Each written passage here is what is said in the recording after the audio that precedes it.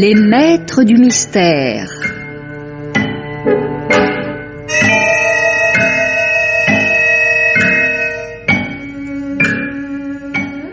Parmi les chefs-d'œuvre du roman policier, Germaine Beaumont et Pierre Billard ont choisi pour vous ce soir Une ténébreuse affaire de Balzac, dans une adaptation radiophonique de Jean Châtenay, avec, par ordre d'entrée en ondes, Geneviève Morel, Henri Virlogeux, Jean-Pierre Morin, Maurice Chevy, Jacques Borel, Yves Duchâteau, Yves Arcanel, Raoul Marceau, Albert Gercourt, Florence Brière, Jean Chevrin, Micheline Bonnat, André Oumanski, André Vasselet, Jean Bollot, Jacques Anquetil, Harry Crimer, Jean-Charles Thibault, Jean-Pierre Lituac, Dominique Bucard, Lisette Lemaire, Raymond Pellissier, Pierre Olivier, Marcel Bozuffi, Gaëtan Jor et Patrice Galbaud.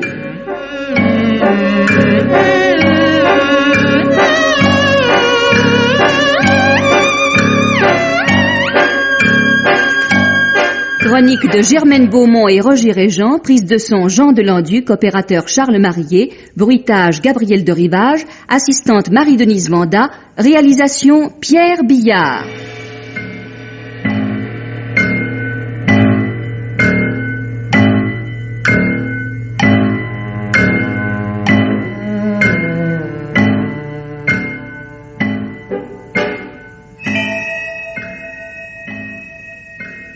L'action de cette ténébreuse affaire où se mêlent les intérêts sordides, les sentiments les plus purs et la haute politique se passe en 1803, Napoléon Bonaparte étant consul.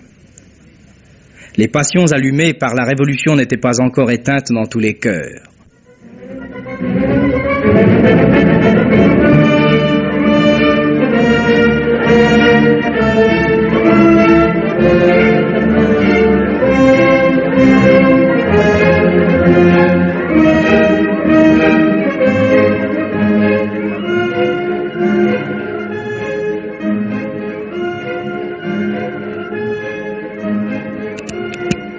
Tu veux tuer des chevreuils, Michu? Oh, ma foi, non, femme.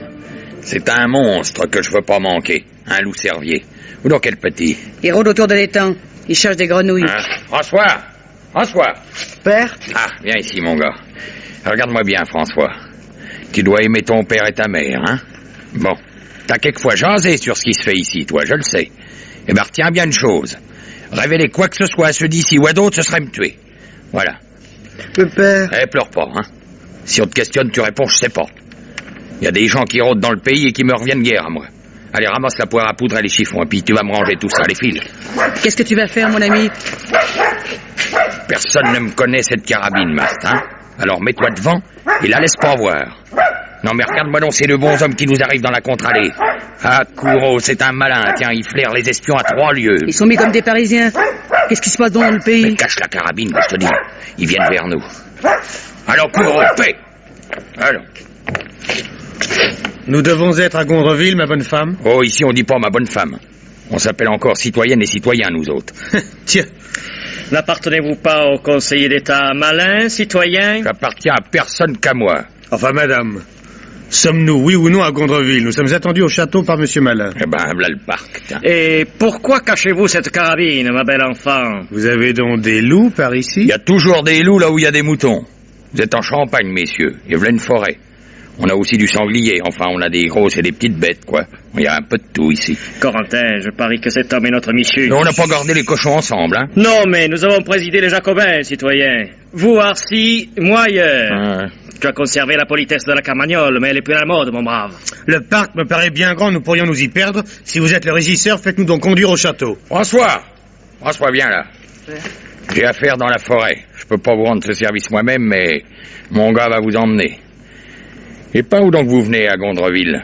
Vous auriez pas pris par Saint-Cygne? Nous avions, comme vous, des affaires dans la forêt. Ah oui. François. Père.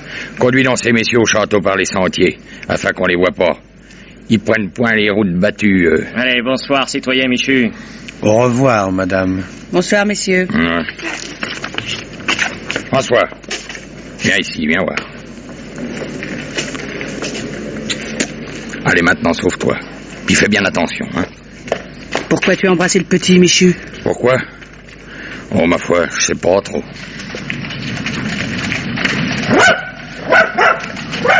Bah, ma Ma parole, c'est encore ce vieux sournois de Violette, ça. La 3e fois qu'il passe depuis ce matin. Mais qu'est-ce qu'il y a donc dans l'air? Cours, vas-tu te taire, alors? Tiens, Violette.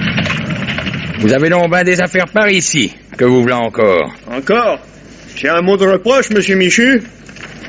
Ah, dites donc, vous comptez pas siffler au moineau avec une pareille clarinette? Vous connaissez point cette carabine-là? Elle a poussé dans un de mes champs, où il vient des carabines.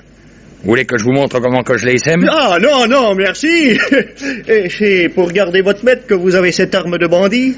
Et vous en aura peut-être fait cadeau? Oh, je suis pas assez bien avec lui pour être dans sa confidence, moi. Vous l'avez donc pas encore vu? Oh, j'ai su son arrivée qu'à mon retour de ma ronde dans le bois, alors. Il a envoyé chercher son grand ami, monsieur Grévin, le notaire d'Arcy.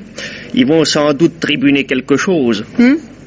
Allons, à vous revoir, monsieur Michu. Ouais, au revoir.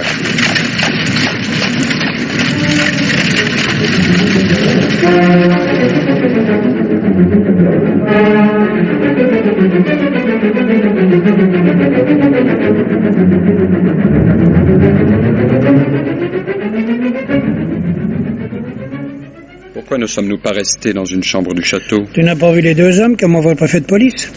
Ce sont les 2 bras de Fouché. Corentin, le jeune muscadin, dont la figure ressemble à une carafe de limonade, a mis fin à l'insurrection de l'Ouest en l'an 7 en l'espace de 15 jours. L'autre, Pérade, est un enfant de Lenoir. Il est le seul qui ait les grandes traditions de la police. J'avais demandé un agent sans conséquence et on m'envoie ces 2 brigands-là. Ah, Grévin, Fouché veut sans doute lire dans mon jeu. Ah ça, mais quel jeu joues-tu donc? Mon ami, un double jeu est déjà bien dangereux. Mais par rapport à Fouché, le mien est triple. Et ce cher collègue a peut-être flairé que je suis dans les petits secrets de la maison de Bourbon. Toi? Moi-même. Tu ne te souviens donc pas de Favras? Au moins, il n'y a pas de preuve. Rien du tout. Comprends-tu, tant que Louis XVIII a vu 3 consuls, il a cru que l'anarchie continuait et qu'à la faveur d'un mouvement quelconque, il prendrait sa revanche. Mais le consul à vie a démasqué les desseins de Bonaparte. Il sera bientôt empereur. Cet ancien sous-lieutenant médite de fonder une dynastie. Or, cette fois, on en veut à sa vie, et le coup est monté encore plus habilement que celui de la rue Saint-Nicaise. Pichegru, Cadoudal, Moreau, le duc d'Enghien, Polignac et Rivière en sont. Quel ragoût! La France est envahie sourdement. On veut donner l'assaut général. On y emploie le vert et le sec. 100 hommes d'exécution commandés par Cadoudal doivent attaquer la garde consulaire et le consul corps à corps. Eh bien, dénonce-les. Attends, les 2 fils du marquis de Simeuse sont du complot avec les 2 fils du bonhomme d'Haute-Serre, le tuteur de la comtesse de Saint-Cygne. Ils sont rentrés d'Allemagne. Ils doivent être dans le pays. La comtesse de Saint-Cygne les cache sans doute chez elle en attendant qu'ils rejoignent leurs complices à Paris. Ah, cette jeune personne et ses cousins me donnent bien du souci.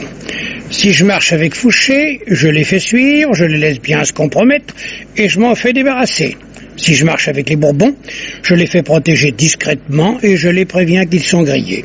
Pour l'un ou l'autre système, j'avais demandé des policiers subalternes au préfet et Fouché m'envoie à leur place 2 lascars que je connais trop bien et dont je pourrais être la première victime si je ne me méfiais point. Viens derrière cet arbre. Il me semble avoir entendu le bruit d'un fusil qu'on arme. C'est Michu. Il est perché dans le tilleul. Je vois sa barbe rousse. Éloignons-nous en restant à couvert. Qu'est-ce qu'il peut bien vouloir? Ce n'est sûrement pas toi qu'il visait. S'il nous a entendus, il ne me reste plus qu'à le recommander au prône. Je vais en toucher 2 mots à Corentin.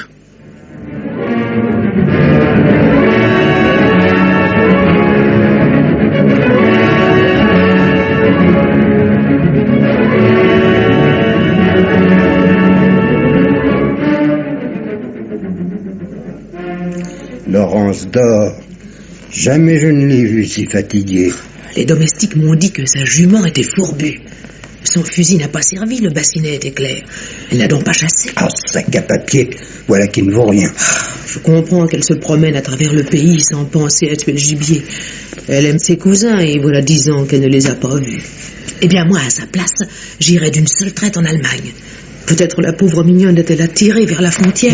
Qu'en dites-vous, monsieur de Haute-Serre? J'en dis, monsieur le curé, que ses cousins se feront rayer de la liste des émigrés tôt ou tard. Ils rentreront, elle se trouvera riche, et elle finira par se calmer. Je vous entends, mon ami. Il y a du nouveau dans le pays. Malin est à Gondreville depuis hier soir. Malin? Oh, nous vous avons réveillé, mademoiselle. Malin est à Gondreville? Oui, ma chère Laurence, mais il repart cette nuit. Et l'on se perd en conjecture au sujet de ce voyage précipité. Cet homme est le mauvais génie de nos deux maisons. Pardonnez-moi.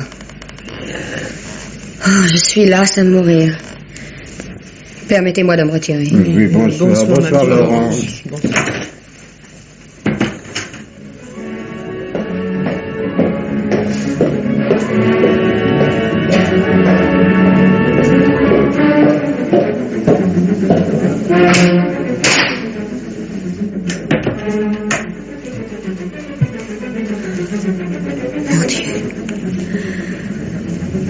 Mon Dieu, les Saint-Signes et les Cimeuses ont grand besoin de votre secours. Comment, c'est toi, Gothard? Que se passe-t-il? Mademoiselle, il y a quelque chose de nouveau. À cette heure-ci? Qu'est-ce que ça signifie? Laisse-moi passer, je descends. Attendez, chut! Soufflez la bougie. Mais enfin! Sautez dans le jardin, dans un instant, le château sera cerné par la gendarmerie. Tenez, on a mis une échelle. Descends, je te suis.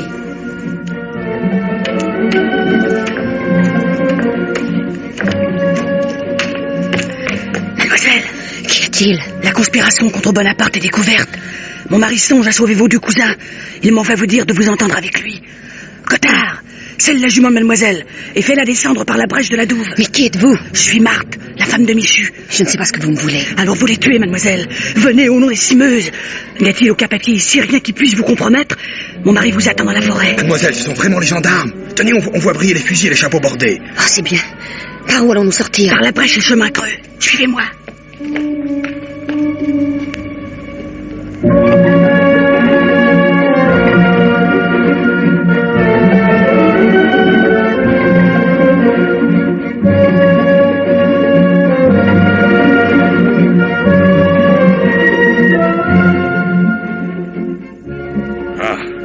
Vous avez bien voulu croire à la parole de Judas, mademoiselle. Je défie aucun gendarme champenois ou aucun espion parisien de venir nous surprendre ici en pleine forêt. Mais vous pouvez mettre pied à terre, mademoiselle. Soyez sans crainte, il vous arrivera rien. Mais comment pourrais-je vous croire? Enfin, vous êtes Michu. Ah, maintenant je dois tout vous dire, mademoiselle. Je suis le gardien de la fortune de messieurs de Cimeuses depuis 10 ans, à leur insu. J'ai reçu à cet égard des instructions de défunt leur père et de leur chère mère, ma protectrice. J'ai dû jouer jusqu'ici le rôle d'un jacobin enragé pour rendre service à mes jeunes maîtres. Malheureusement, j'ai commencé mon jeu trop tard et puis j'ai pas pu sauver les anciens, quoi. Je devais racheter Gondreville, mais ce scélérat de malin ne le lâchera jamais. Il y a 4 heures, tiens, je le tenais au bout de mon fusil. Dame, une fois mort, on licitera Gondreville, on le vendra, puis vous pourrez l'acheter. Toute la fortune des Cimeuses, 1100 000 francs en or, est cachée dans le parc, un endroit que vous indiquera le plan que j'ai dans ma poche, là. Je préfère vous le donner cette nuit, car je suis pas très sûr à présent de garder longtemps la tête sur les épaules, moi. Pensez que l'argent doit servir au rachat de la terre, mademoiselle. C'est la volonté expresse du défunt marquis. Ben oui, j'allais tuer malin. Mais ce brigand était en train de dire à son compère Grévin, un autre canaille, celui-là, tiens, que messieurs de Cimeuses conspirent contre le premier consul, qu'ils étaient venus dans le pays et qu'il valait mieux les livrer et s'en débarrasser pour être tranquille à Gondreville. Alors, ma foi, moi, j'ai désarmé ma carabine. J'ai pas perdu de temps pour accourir ici parce que j'ai bien pensé que vous deviez savoir comment prévenir les jeunes gens, vous. Eh ben, ma foi, voilà. C'est beau ce que vous faites, Michu. Oh, savez-vous où sont ces messieurs de Cimeuses? Ils étaient ici même la nuit dernière, avec messieurs d'Haute-Serre. Gothard et moi, nous les avons guidés jour après jour depuis Strasbourg. Ils retrouveront à Paris d'autres gentilshommes de la conspiration qui sont entrés par la Suisse. À Paris? Ils doivent y être ce matin. Oh, alors ils sont perdus. Les barrières sont gardées. Il faut les rejoindre. Vous les trouverez au-dessus de Lagny, à Couvray. Oui. Ils doivent en sortir au petit jour déguisés en mariniers. Bon. Ils comptent entrer à Paris sur des bateaux. Le garde de Couvray les cache cette nuit dans une baraque abandonnée par les charbonniers. Oui.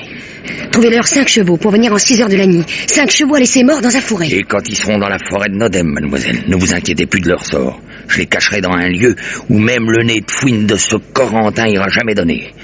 Maintenant, sans vous commander, mademoiselle, retournez à bride abattue à Saint-Signe. Et puis, amusez-les un peu. Il me faut le temps de prendre du large à moi. Michu, s'il arrivait malheur à mes cousins, je mourrais. Mais non. Je vivrai assez pour tuer Bonaparte. Eh ben, mademoiselle, nous serons 2 pour ça, le jour où tout sera perdu.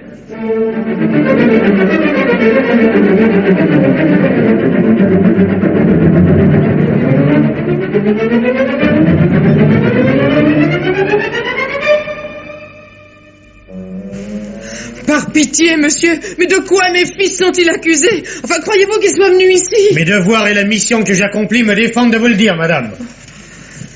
Brigadier, où avez-vous arrêté ce garçon? Dans le chemin qui mène à la ferme. N'est-ce pas le petit domestique de la citoyenne Saint-Cygne? C'est l'écuyer de la comtesse, oui, monsieur. Ah. Et où allais-tu, petit drôle? Moi? Oui. Où j'allais? Oui, et cesse de faire l'imbécile. Le gendarme vous l'a dit? Mais où? Je te demande où tu allais. À la ferme? La manœuvre est classique. Il a donné le change à ces imbéciles de gendarmes pour assurer une sortie au gibier. Non, Peyrade, mon ami, nous sommes bien mal secondés. Monsieur Corentin, je peux vous dire un mot? Oui, je vous écoute. Je connais bien les lieux, j'ai tout fouillé dans les communs. À moins que les gars ne soient enterrés, il n'y a personne. On fait sonner les planchers et les murailles avec les crosses de fusil, mais ça donne rien. Eh bien, continuez malgré tout, ça finira peut-être par donner quelque chose. Citoyen Haute-Serre, il n'y a qu'un seul cheval à l'écurie. Où est la jument de votre pupille? Je ne sais pas, peut-être est-elle sortie. Elle se promène ainsi souvent, la nuit? Très souvent. Ma femme vous l'attestera, n'est-ce pas, Nathalie? Mais oui, elle a des insomnies. Oh, on n'en sortira jamais, mon vieux. Ils sont complètement idiots. La seule pièce intéressante nous a filé entre les doigts. Brigadier, qu'est-ce que c'est? On vient de trouver cette boîte, monsieur. Donnez. Merci. Brigadier, n'allez pas vous laisser faire la barbe comme tout à l'heure. Michier nous paraît être dans l'affaire. Allez à son pavillon, ayez l'œil à tout et rendez-nous compte. À vos ordres. Personne n'a la clé de ce coffret? Ça m'éviterait de l'abîmer.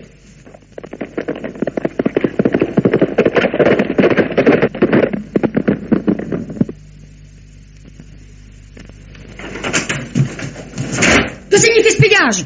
Donnez-moi cette boîte et disparaissez. Citoyenne... Vous osez? Oh! Vous regretterez ce coup de cravache, croyez-moi. Lâchez-moi! Sortez d'ici! Laurence! Tenez-vous tranquilles tous! Belle citoyenne, ne m'obligez pas à employer la force contre vous. Promettez-vous d'être sage? Les secrets de cette cassette ne concernent pas le gouvernement. Quand vous aurez lu les lettres qui y sont, vous aurez honte de les avoir lues. Mais avez-vous encore honte de quelque chose? Bien dit. Mais tenez, voici une serrure moins farouche que vos paroles. Voyons un peu ce que disent ces lettres. Lisez à haute voix. Non, vous n'osez pas. Alors je les lirai moi-même. Chère Laurence, nous savons que vous aimez nos jumeaux chéris autant et tout aussi également que nous les aimons nous-mêmes. Aussi est-ce vous que nous chargeons d'un dépôt à la fois précieux et triste pour eux.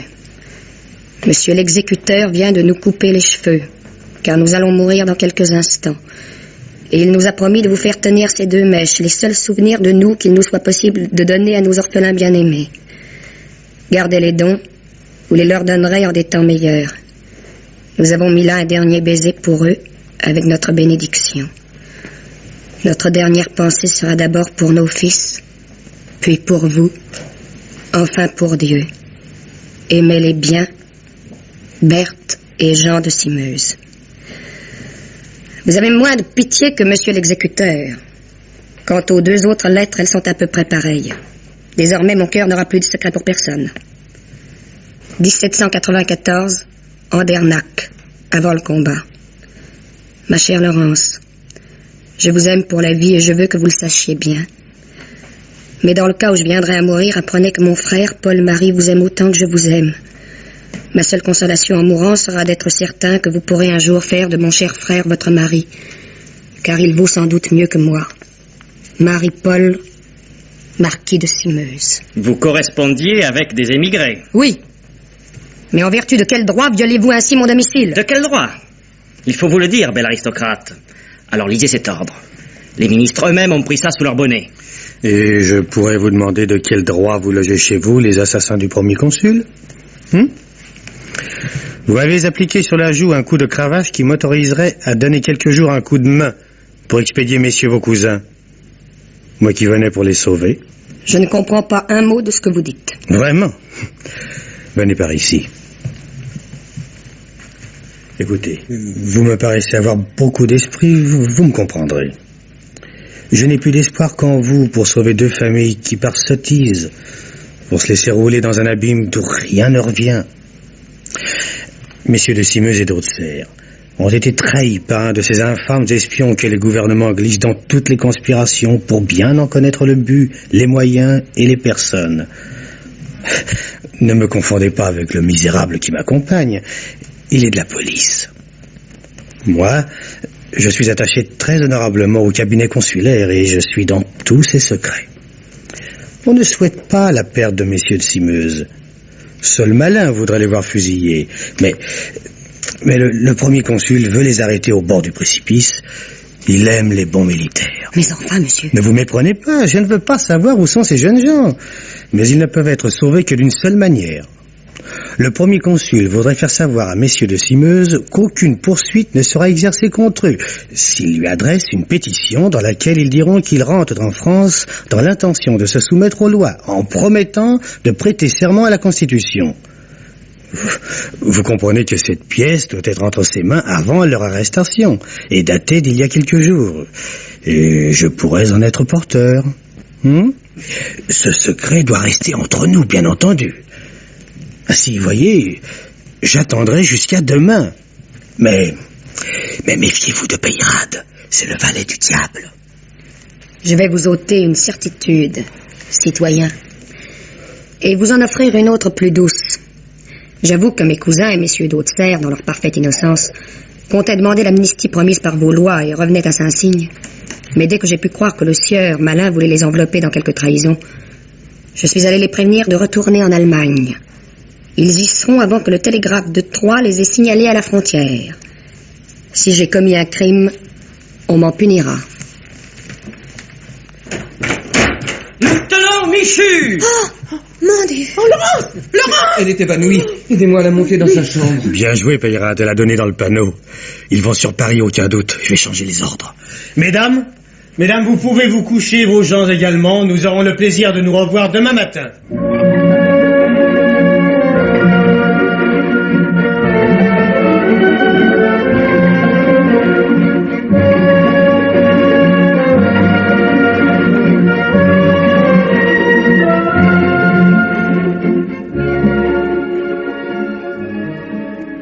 Eh bien, citoyen policier, serons-nous longtemps vos prisonniers? Nous ne vous importunerons plus que 2 ou 3 heures, mademoiselle. Après quoi, nous vous offrirons nos regrets d'avoir troublé votre solitude. Monsieur Corentin, oui? On a trouvé le brigadier que vous aviez envoyé chez Michu hier soir, étendu dans le chemin avec une grosse blessure à la tête. Il peut pas expliquer comment ça s'est fait. Alors on l'a confié à Michu et au père Violette. Comment? Michu est à son pavillon? Oui, avec Violette. Oui, monsieur. Ils ont commencé à marcher hier soir, paraît-il. Ils ont bu toute la nuit et ils ne se sont pas encore accordés. C'est Violette lui-même qui me l'a dit. Et un alibi. J'ai de plus en plus d'estime pour ce Michu. Mais qu'est-ce que c'est que ce moutard? C'est le fils de Michu. Qu'est-ce que tu viens faire, François? Mon père fait demander où faut mettre le brigadier, il va pas bien du tout. De quoi est-ce qu'il se plaint? La tête, monsieur. C'est fiché par terre bien rudement tout de même. Pour un gendarme à cheval, c'est du guignon. Monsieur Corentin, on a été ramenés comme des Hollandais. On vient de trouver 5 chevaux morts de fatigue au beau milieu de la grande allée de la forêt. On les garde pour savoir de chez qui ils viennent. La forêt est cernée, personne ne peut en sortir. À quelle heure croyez-vous que ces cavaliers-là y soient entrés? À 12h30. Mais cette nouvelle a l'air de vous faire grosse impression, mademoiselle de Saint-Cygne. J'adore les chevaux, citoyen. La mort de ces animaux me cause une grande peine. Très bien. Gendarme, que pas un lièvre ne sorte de cette forêt sans qu'on le voie. Je vais visiter ce pauvre brigadier. Au revoir, mademoiselle.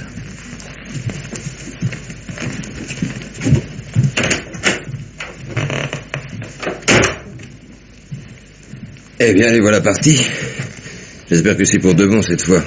Vous n'avez pas commis d'imprudence, au moins, Laurence? Laurence, est-ce que mes fils sont revenus? Approche, François. Mademoiselle? Comment s'est-on débarrassé du brigadier? Mon père m'avait dit que personne ne devait entrer chez nous. J'ai pris les grosses cordes qu'on a au grenier et je les ai tendues entre 2 arbres sur le chemin à bonne hauteur. Ça n'a pas manqué, il n'y avait pas de lune et mon brigadier s'est fichu par terre. Tu nous as sauvés. Et les autres? Je viens de leur porter un pain de 12 livres et 4 bouteilles de vin.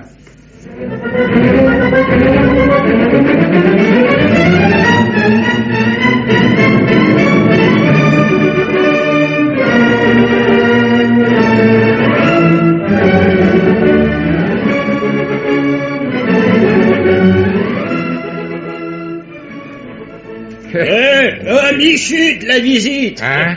Et venez trinquer avec nous, mes seigneurs. C'est pas moi qui paie. Non, sans façon, merci. Le vieux est gris comme un mousquetaire encore. Oui, mais j'aimerais savoir s'il a roulé sous la table cette nuit et combien de temps il y est resté.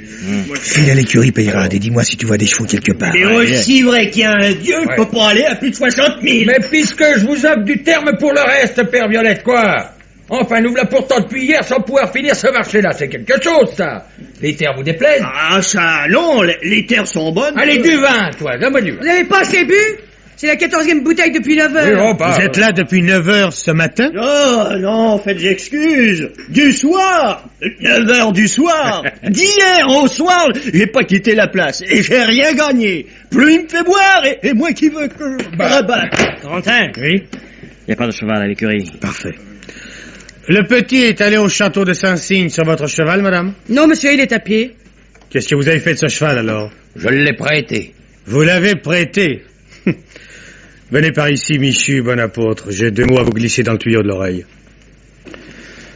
La carabine que vous chargiez hier à 4 heures devait vous servir à tuer le conseiller Malin, n'est-ce pas? Grévin, le notaire, vous a vu. Mais on ne peut pas vous pincer là-dessus. Il y a eu beaucoup d'intentions et peu de témoins. Vous avez, je ne sais comment, endormi ce père Violette et vous avez passé la nuit dehors avec votre femme et votre petit gars pour avertir mademoiselle de Saint-Cygne de notre arrivée et faire sauver ses cousins. Vous les avez amenés ici et cachés je ne sais pas encore où. Votre fils et votre femme ont jeté le brigadier par terre assez spirituellement. Enfin, vous nous avez battus. Vous êtes un fameux luron, Michu, mais tout n'est pas dit. J'ai toujours le dernier mot dans ces sortes d'affaires, souvenez-vous-en. Michu, voulez-vous transiger? Vos maîtres y gagneront. On peut pas se comprendre. Non, une dernière fois. Vous refusez? J'aimerais mieux avoir le cou 100 fois coupé. Si on pouvait couper le cou d'un homme 100 fois, tiens, que de me trouver d'intelligence avec un drôle comme toi.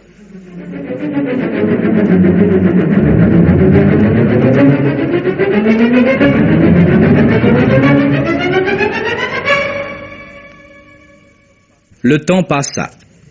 Les émigrés rentrèrent en France. Les messieurs d'Auxerre et de Simeuse purent enfin vivre au grand jour. Mais ils ne voulaient pas oublier. Corentin, lui aussi, n'oubliait pas certains coups de cravache. Napoléon se sacra empereur et les ci-devant se rallièrent en masse au nouveau régime. Vers la fin de février 1806, les familles d'Auxerre et de Simeuse réunies recevaient la visite d'un parent, le marquis de Chargeboeuf.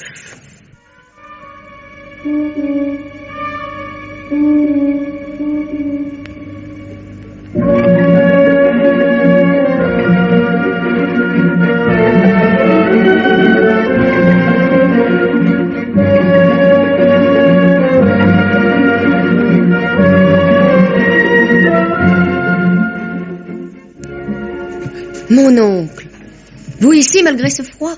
Mais vous êtes un peu des anciens jours. Nous avons eu le tort de nous laisser prévenir, mon oncle. Nous devions aller vous remercier. Ce n'est pas à vous de venir voir un vieux bonhomme comme moi. Et vous avez mieux à faire ici que de rendre des visites. Nous vous garderons du moins pendant quelques jours. C'est chose impossible, malheureusement. Et à vrai dire, ma visite a un but précis. Je suis venu vous supplier de ne commettre aucune imprudence, messieurs. Les temps sont bien changés. Personne ne peut plus savoir ce que deviendra l'empereur. Oh, il deviendra Dieu, cela est certain. Ne plaisantez pas, comtesse. Il faut faire des concessions, vous soumettre pour de bon. Je ne vous parle pas ici sans motif. La police surveille toujours l'arrondissement où vous êtes et maintient un commissaire dans un trou comme Arcy, tout exprès pour protéger le sénateur d'Empire Malin contre vos entreprises. Il a peur de vous, et il le dit. Mais il nous calomnie. Il vous calomnie, je le crois, moi, mais que croit le public? Voilà l'important. Michu a mis en joue le sénateur, qui ne l'a pas oublié. Depuis votre retour, la comtesse a pris Michu chez elle. Pour bien des gens et pour la majeure partie du public, Malin a donc raison. Vous ignorez combien la position des émigrés est délicate en face de ceux qui se trouvent posséder leurs biens. Le préfet, qui est un homme d'esprit, m'a touché 2 mots de vous hier, qui m'ont inquiété. Excusez-moi un instant, je vous prie. Bonaparte fait des ducs. Il a créé des fiefs d'empire. Il fera des comptes. Malin voudrait être Comte de Gondreville. Comte de Gondreville. La bonne mascarade. Au fait, on dit Sa Majesté à Bonaparte et Son Altesse à Monseigneur le Grand-Duc de Bergue. Qui est celui-là? Murat, le beau-frère de Napoléon. Et dit-on Sa Majesté à la veuve du marquis de Beauharnais? Oui, ma chère. Nous devrions aller à Paris voir tout cela. N'en riez pas, comtesse. Voici Michu, Marie-Paul. Michu, mon ami, est-il vrai que tu aies voulu tuer Malin? Ben oui, monsieur le marquis. Et quand il reviendra, je le manquerai pas. Sais-tu que nous sommes soupçonnés de t'avoir conseillé et que notre cousine, en te prenant pour fermier, est accusée avec nous? Bonté du ciel, mais je suis donc maudit, moi. Je pourrais donc jamais vous défaire tranquillement de celui-là. Non, mon garçon, non. Mais il va falloir quitter le pays. Nous t'enverrons chez un ami qui t'emploiera très utilement jusqu'à ce qu'il fasse meilleur ici pour nous tous. Vous êtes franc et généreux, mais toujours imprudent. Vous devriez laisser Michu ici et vous en aller, vous. Ah, jeunes gens. En tout cas, si vous restez dans ce pays, écrivez un mot au sénateur au sujet de Michu. Dites-lui que vous venez d'apprendre, par moi, les bruits qui couraient sur votre fermier et que vous l'avez renvoyé. Nous? À l'assassin de mon père et de ma mère, à celui qui m'a dépouillé de ma fortune? Tout cela est vrai, mais il est un des plus grands personnages de la cour impériale et le roi du département de l'Aube. Lui? Un régicide? Nous sommes donc tombés si bas. Mes enfants, vous allez vous emporter en entendant l'avis d'un homme sage, mais je vous le dois. Et voici ce que je ferai à votre place. Je prendrai comme médiateur un vieux bonhomme, comme qui dirait moi, et je le chargerai de demander 1 million à Malin contre la ratification de la vente de Gondreville. Il y consentirait en tenant la chose secrète. Vous auriez 100 000 livres de rente et vous iriez acheter quelques belles terres dans un autre coin de la France. Voilà ce que je vais vous dire. Adieu, mes enfants. Ah, voici tout le conseil que nous devons attendre du chef de l'illustre famille des Chargeboeuf. Accepter l'argent d'un voleur, consacrer de nos mains la victoire d'un meurtrier. Mais qu'avons-nous à faire d'argent? Ne sommes-nous pas riches? Je tuerai Malin. Michu, il y a mieux à faire que de le tuer. Vous êtes assez riche pour acheter Gondreville. Oh, je sais, cela vous semble indigne. Mais je ne veux pas vous voir exposé plus longtemps. Suivez mon conseil, je vous en supplie. Je suis sûr que ce rustre ne refusera pas l'or des cimeuses. Il est grand temps de retrouver cet or, mademoiselle. Malin vient d'arriver brusquement au château, sans qu'on sache pourquoi. Tout Arcy en cause. Il a laissé sa famille à Paris. Il est accompagné que de son valet de chambre. Il faut aller chercher l'argent dès demain. Ce dimanche, il n'y aura personne au champ. Nous prendrons le petit Gothard, vos cousins et puis ces messieurs d'Haute-Serre. En mettant 48 000 francs dans un sac sur chaque cheval, 3 voyages suffiront.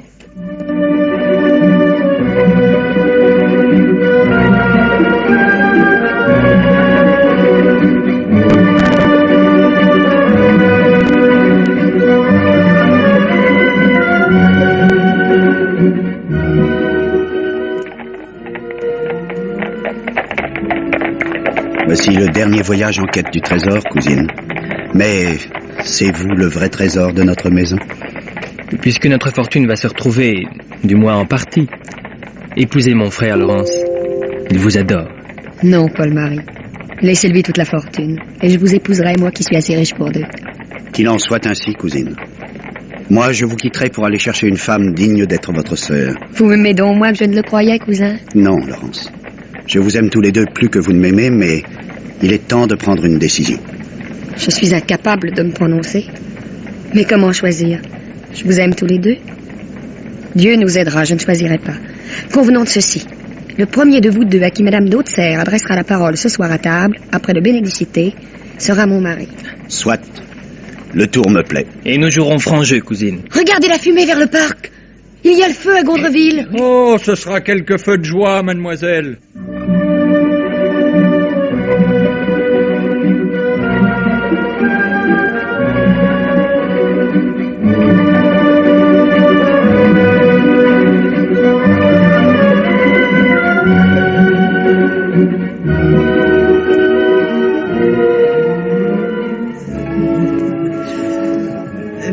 Mais qu'est-ce que vous avez, tous les 5? Il s'est passé quelque chose d'extraordinaire? À qui parlez-vous? À vous tous, ma foi. Servez-vous, Paul-Marie. Oh, c'est Marie-Paul. Je vous confonds toujours. Je croyais parler à votre frère. Votre erreur a fait de Marie-Paul le comte de Saint-Cygne, madame.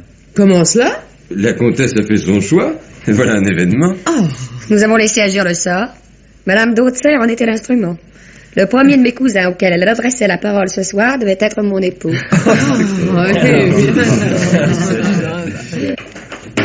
Messieurs. Eh bien, monsieur le curé, qu'est-ce qui vous arrive? Fuyez sur le champ, bien vous arrêter. Vous arrêtez au nom de quoi? Mais je ne sais pas encore, mais on procède contre vous. Mais c'est ridicule, nous n'avons rien fait. Innocents ou coupables, montez à cheval et gagnez la frontière. Là, vous serez à même de prouver votre innocence. S'enfuir, c'est s'avouer coupable. Restez. L'honneur et la justice sont avec vous. Toujours de sublimes sottises. Vous avez encore le temps de fuir, mais ratez-vous.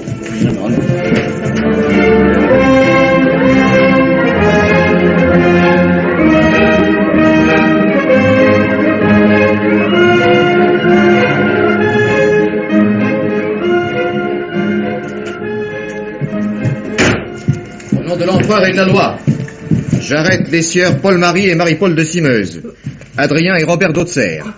Ces messieurs ne n'iront pas avoir passé une partie de cette journée à cheval. Vous ne m'arrêtez pas? Je vous laisse en liberté sous caution jusqu'à plus ample examen des charges qui pèsent sur vous. Faut-il vous demander d'être ma caution, monsieur d'Auxerre? Pardon, comtesse, vous savez que je vous appartiens corps et âme. Messieurs, vous êtes trop bien élevés pour faire une résistance inutile.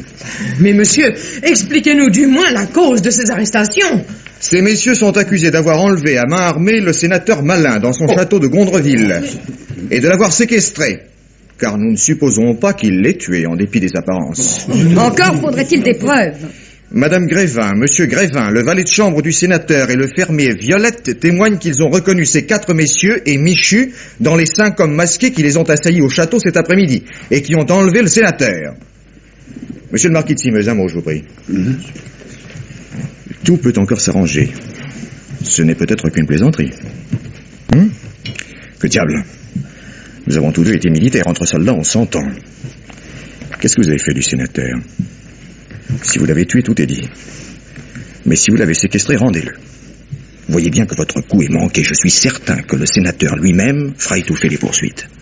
Je ne comprends absolument rien à vos questions. Oh, si vous le prenez sur ce ton, ça ira loin. Chère cousine, nous allons en prison, mais ne soyez pas inquiète. Nous reviendrons dans quelques heures. Il y a dans cette affaire des malentendus qui vont s'expliquer. Je le souhaite pour vous, messieurs.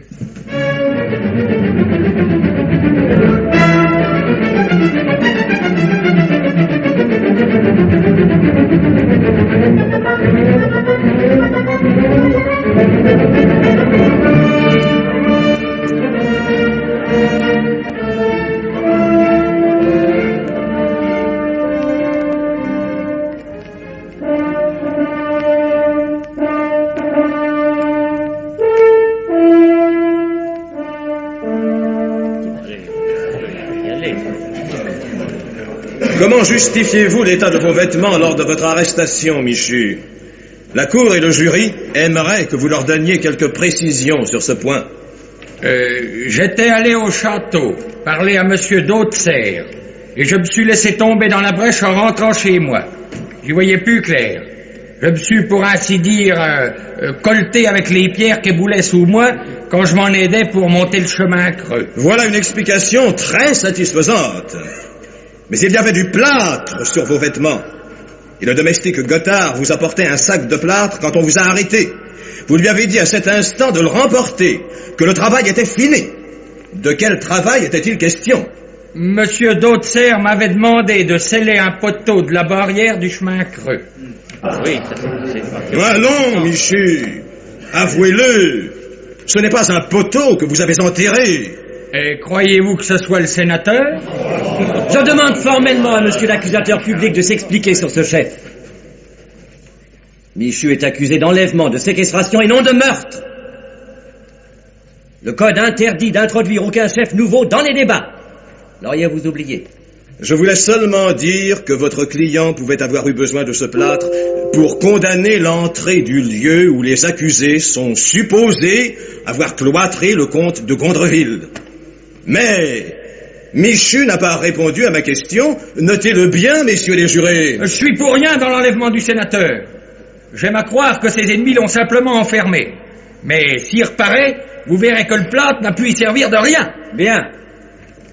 Monsieur l'accusateur, vous avez fait plus pour la défense de mon client que tout ce que je pouvais dire. Avez-vous jamais avalé tant de plâtre, ma chère? Ce petit avocat vous a proprement replâtré l'affaire. Et monsieur l'accusateur a proprement gâché sa position. Les cimeuses et leurs trains sortiront de là blancs comme plâtre. Vous avez ma parole.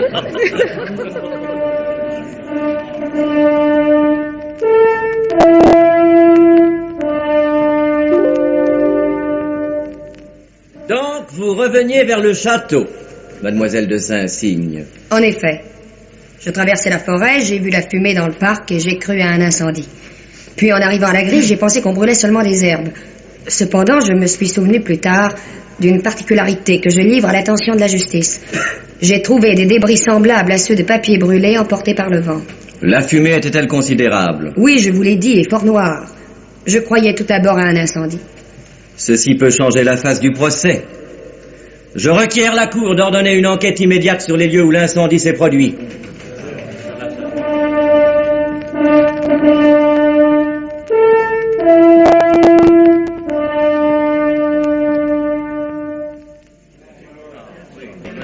Où est le corps du délit, messieurs? Où est le sénateur? Vous nous accusez de l'avoir claquemuré, scellé même avec des pierres et du plâtre. Mais alors, nous savons seuls où il est. Et comme vous nous tenez en prison depuis 23 jours, vous êtes cause qu'il est mort faute d'aliments. Mais s'il vit, nous avons des complices. Si nous avions des complices et si le sénateur est vivant, ne le ferions-nous donc point paraître? Les intentions que vous nous supposez une fois manquées, aggraverions-nous inutilement notre position? Nous pourrions nous faire pardonner par notre repentir une vengeance manquée, et nous persisterions à séquestrer un homme de qui nous ne pouvons rien obtenir.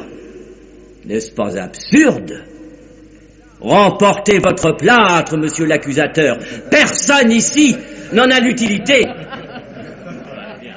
Car nous sommes ou d'imbéciles criminels, ce que vous ne croyez pas, ou des innocents victimes de circonstances inexplicables pour vous comme pour nous.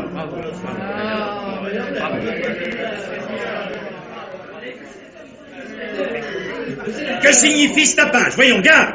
Le sénateur est retrouvé!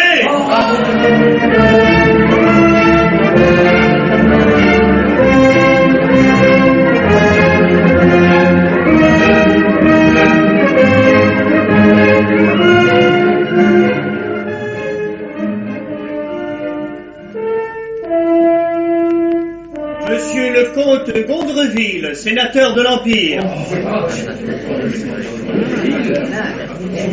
Monsieur le comte, voulez-vous avoir la bonté d'examiner les vêtements des accusés et de nous dire s'ils correspondent à ceux de vos ravisseurs?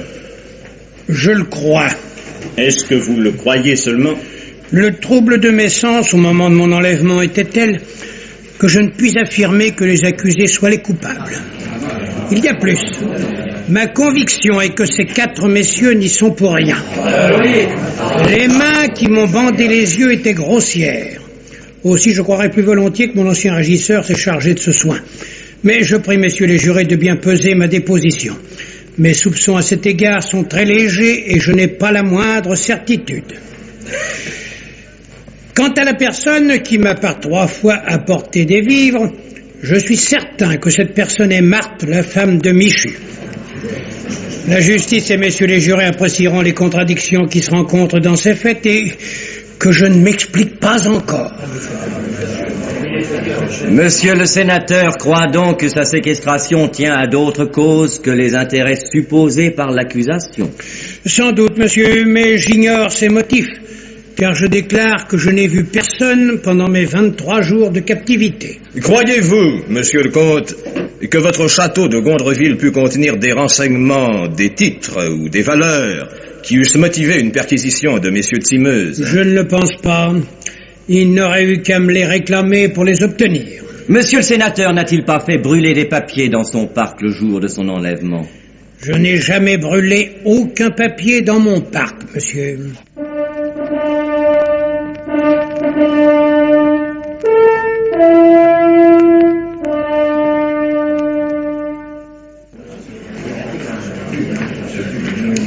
D'après les différentes réponses du chef du jury, la Cour condamne Adrien et Robert d'Haute-Serre à 10 ans de travaux forcés, Paul-Marie et Marie-Paul de Simeuse à 24 ans de travaux forcés, et Michu à la peine de mort.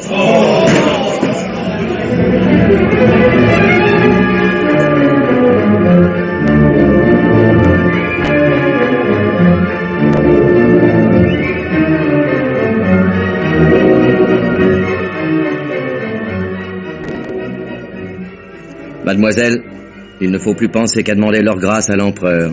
Leur grâce? Et à un Bonaparte? Y songez-vous, monsieur Bourdin? Monsieur le marquis de Chargeboeuf n'est-il pas un peu ami avec monsieur de Talleyrand?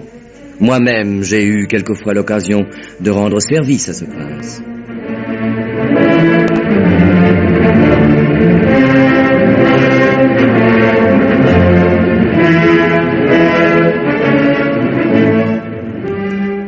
Veuillez vous asseoir, monsieur le marquis. Et vous, Bourdin, installez-vous à cette table. Écrivez ceci.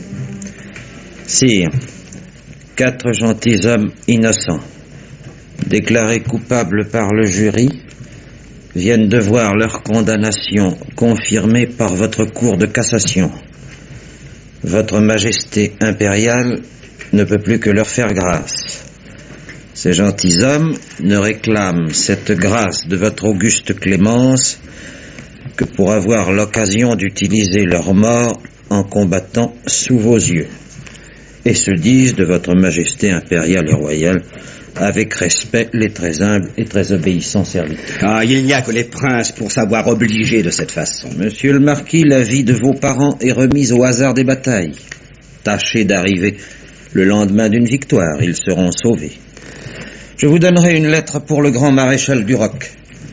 Vous recevrez dès demain un passeport diplomatique. Rejoignez l'empereur au plus vite. La Prusse n'est pas si loin. Quelle est votre opinion sérieuse sur ce procès, Bourdin? Ne savez-vous donc pas qui nous a si bien entortillés, monseigneur? Je le présume. La police est puissante, Bourdin. Quant à vous, monsieur de Chargeboeuf, ne pensez qu'à sauver messieurs de Simeuse et d'Haute-Serre. N'allez pas vous embarrasser de votre mauvais drôle de garde-chasse. Un homme sublime, monseigneur. Oh, pas d'enthousiasme. Maintenant, n'oubliez pas que la grâce de vos parents ne sera obtenue que par une seule personne, par mademoiselle de Saint-Cygne. Partez ce soir même. Gagnez la Prusse par la Suisse et la Bavière. Allez trouver l'empereur au milieu de son armée.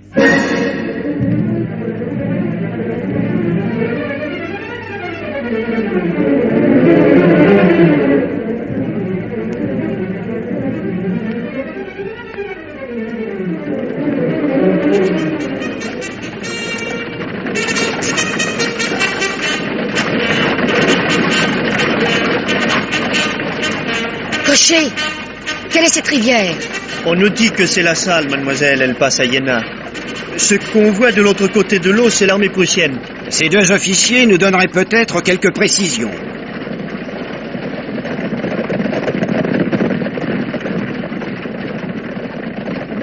Ayez la bonté de nous dire où nous sommes, messieurs. Nous craignons de nous égarer. Vous êtes en avant de l'avant-garde de l'armée française, madame. Mais vous ne pouvez rester ici. Si l'ennemi fait un mouvement et que l'artillerie donne, vous serez prêt entre deux feux. Quoi? Comment cette femme se trouve-t-elle là? J'ai une dépêche importante des ministres pour le grand maréchal Duroc. Donnez, monsieur, je suis le maréchal.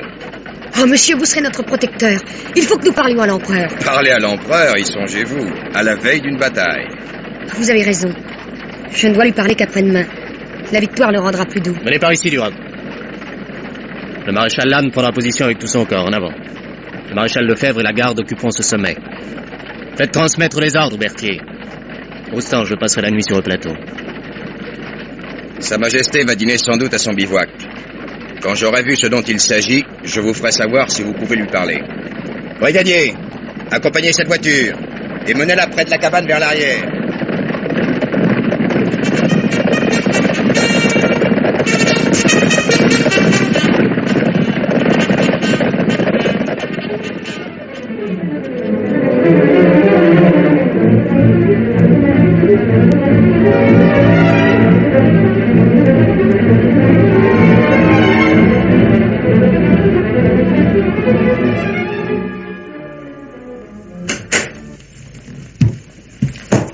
La comtesse de Saint-Cygne demande à vous parler, sire. Qu'elle entre.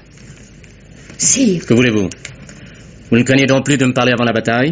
De quoi s'agit-il? Sire, je suis mademoiselle de Saint-Cygne. Eh bien? Ne comprenez-vous pas? Je suis la comtesse de Saint-Cygne, et je vous demande grâce pour messieurs d'Haute-Serre et de Simeuse. Relevez-vous, mademoiselle. Serez-vous enfin sage? Comprendrez-vous ce que doit être l'Empire? Sire, je ne comprends en ce moment que l'empereur. Sont-ils innocents? Tous. Tous, non. Le garde-chasse est un homme dangereux qui tuerait mon sénateur sans prendre votre avis. Oh, sire, si vous aviez un ami qui se pût dévouer pour vous, l'abandonneriez-vous? Vous êtes une femme. Et vous, un homme de fer? Cet homme a été condamné par la justice du pays. Mais il est innocent. Vous êtes une enfant. Voyez à cette fenêtre. Voici 300 000 hommes, ils sont innocents eux aussi. Eh bien, demain, 30 000 de ces hommes seront morts. Morts pour leur pays. Il y a chez les Prussiens peut-être un grand mécanicien, un idéologue, un génie, qui seront moissonnés. De notre côté, nous perdrons sans doute de grands hommes inconnus. Moi qui vous parle, je verrai peut-être mourir auprès de moi mon meilleur ami. Ensuite, est-ce que je vais accuser Dieu? Non, certes. Je vais me taire. Sachez, mademoiselle, qu'on doit mourir pour les lois de son pays, comme on meurt ici pour sa gloire. Vous êtes monsieur de Chargeboeuf? Oui, sire. Vous avez des enfants? Beaucoup d'enfants, sire. Pourquoi ne me donneriez-vous pas un de vos petits-fils? Ils seraient de mes pages. Allez, retournez en France, mes ordres vous suivront. Sire, la cavalerie de la garde et celle du grand-duc de Berg ne pourront pas rejoindre avant midi. N'importe, il y a des heures de grâce pour nous aussi. Sachons en profiter.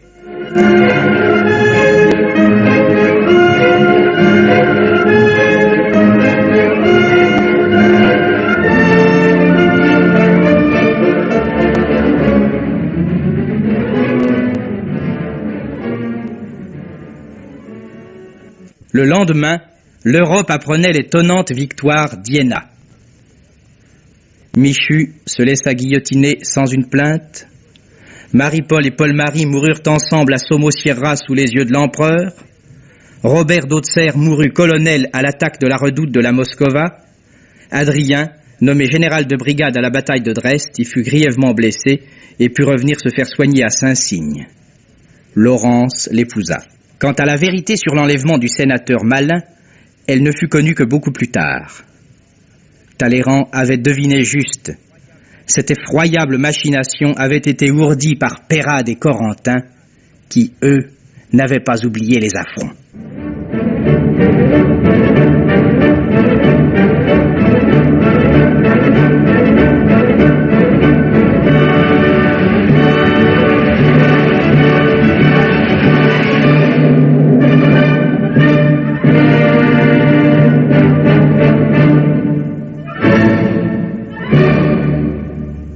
Et maintenant, Germaine Beaumont vous parle du dernier roman policier qu'elle a lu.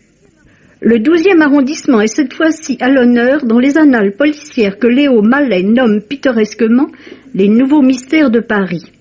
Ce mystère-là a pour titre « Casse-tête à la nation ». C'est en effet un véritable casse-tête, d'abord parce que l'intrigue est très habilement nouée, et ensuite parce que le Scenic Railway joue dans l'atmosphère foraine du livre le rôle d'un véritable jeu de massacre. Cela commence pourtant bien gentiment. Nestor Burma, le détective de choc, est allé à la gare de Lyon attendre sa secrétaire Hélène, qui revient de passer ses vacances sur la côte d'Azur. Mais Hélène n'est pas dans le train et nous apprendrons qu'elle s'est foulée la cheville et n'a pas pu partir. Or, quelqu'un sur lequel la gare a l'air de trouver suspecte en ce lieu la présence de Nestor. C'est l'inspecteur Grégoire, un policier qui déplaît souverainement à Nestor et réciproquement. Désœuvré, Nestor se retrouve à la foire de la Nation, suit machinalement une jolie jeune personne qui prend place dans un Scenic Railway, et là, il se passe quelque chose de curieux. Un inconnu cherche à balancer Nestor dans le vide, et par une fausse manœuvre s'y écrase lui-même. Qui est cet homme? L'inspecteur Grégoire semble penser que Nestor le connaît, ce qui n'est pas le cas. Mais Nestor est entré dans un guêpier d'où il n'est pas prêt de sortir, d'autant que 3 jolies guêpes y bourdonnent pour des raisons diverses très mystérieusement. Comme toujours, on retrouve dans ce roman un charme qui n'appartient qu'à Léo Mallet. Certes, Nestor est un détective de choc, mais pas au point de ne pas s'émouvoir devant la détresse d'une destinée, devant la beauté mélancolique et bizarre d'un paysage. Il retrouve précisément à Saint-Mandé, à Bercy, ces paysages qu'il aime, et l'on est bien content de penser qu'au terme d'une aventure très dangereuse, il va toucher une forte prime, car le sénigrellois l'a conduit au prix de quelques chaos mortels vers la cachette où reposent des lingots d'or volés. Casse-pipe à la Nation est publié par Robert Laffont, et c'est le 12e volume de la série des Nouveaux Mystères de Paris. Roger Régent va vous parler de ce qu'il a vu au cinéma. La verve, l'humour britannique que nous avons savouré dans tant de films anglais, serait-il tari? Voici en effet un film tourné à Londres, et selon les principes traditionnels de la comédie anglaise, Comment tuer un oncle à héritage, et qui est tiré d'une pièce française de M. Didier Dex, portant le titre « Il faut tuer Julie ». Si les Anglais viennent maintenant chercher en France les sujets des films typiquement anglais, où allons-nous? On a d'ailleurs adapté très librement ce sujet, car dans la pièce de notre compatriote, c'est une femme qu'il faut tuer, et non plus cet oncle Georges que l'on voit dans le film. À l'écran, cette comédie est traitée dans le style policier humoristique, et c'est le plus souvent fort drôle. Nous voyons un riche châtelain du Yorkshire, Sir Henry Clitterburn, complètement ruiné et incapable de payer ses dettes. On tient un conseil de famille et l'on décide de supprimer l'oncle George, qui a fait une fortune immense en Amérique et qui précisément va revenir passer quelques mois dans le Yorkshire pour revoir sa chère famille. Sir Henry échafaude les plans les plus machiavéliques et les plus compliqués, mais toujours l'affaire rate. Et c'est un autre membre de la tribu Clitterburn qui périt par erreur. C'est le procédé de noblesse oblige, sauf que les victimes ne sont pas celles prévues et que l'oncle George, indéracinable, passe frais comme l'œil au milieu de ce massacre. Cette hécatombe finit même par paraître tellement suspect à Scotland Yard qu'on soupçonne ce bon oncle George de faire disparaître tous les membres de sa famille. Le metteur en scène, Nigel Patrick, qui joue en outre le principal rôle, a savamment dosé ses effets, les gags se succèdent, les fantômes sortent de leur boîte, et le rythme reste toujours très vif. Charles Coburn, en vieil oncle inusable, est très réjouissant. La bonne Cathy Johnson, vous savez, c'est la charmante petite vieille de Tueur de dames, est délicieuse. Ce sera hélas sa dernière apparition sur les écrans. Elle est morte à Londres quelques mois après avoir terminé ce film.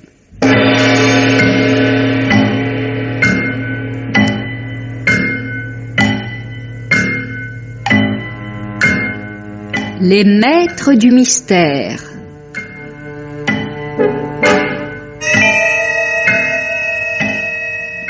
Parmi les chefs-d'œuvre du roman policier, Germaine Beaumont et Pierre Billard ont choisi pour vous ce soir Une ténébreuse affaire de Balzac, dans une adaptation radiophonique de Jean Châtenay, avec par ordre d'entrée en onde Geneviève Morel, Henri Virlogeux, Jean-Pierre Morin, Maurice Chevy, Jacques Borel, Yves Duchâteau, Yves Arcanel, Raoul Marceau, Albert Gercourt, Florence Brière, Jean Chevrin, Micheline Bonnat, André Oumanski, André Vasselet, Jean Bollot, Jacques Anquetil, Harry Crimer, Jean-Charles Thibault, Jean-Pierre Lituac, Dominique Bucard, Lisette Lemaire, Raymond Pellissier, Pierre Olivier, Marcel Bozuffi, Gaëtan Jor et Patrice Galbaud.